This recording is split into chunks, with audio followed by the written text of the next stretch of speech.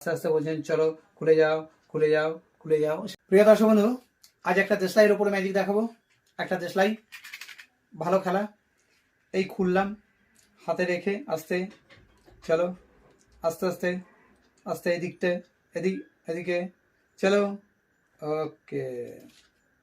আচ্ছা, ব্যাপারটা হচ্ছে দেশলাইটা খুলে যাচ্ছে। এই খুলে যাওয়াটাই হচ্ছে, আস্তে বন্ধ করো। দেশলাইটা তারিকা আস্তে, দেশলাইটা খুলে যাচ্ছে, এটাই হচ্ছে ম্যাজিক। আচ্ছা, কি করে খুললো? হয়ে গেলে পকেটে ঢুকিয়ে দিন।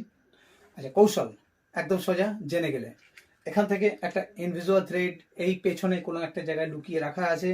আর আমি এভাবে যখন ধরে আছি, এই থ্রেডটা এখান থেকে, এই যে সুতোটা দেখা যাচ্ছে কি, একদম হালকা বোঝা যাবে না, এই ধরে আছি আমি। এবার যখন এটাকে আমি একটু হাতটাকে সরাচ্ছি, তখন দেশটা অটোমেটিক খুলে বেরিয়ে আসছে। কেন হচ্ছে এটা? অবশ্যই একটা এর মধ্যে তো কৌশল আছে, যার সাহায্যে হচ্ছে।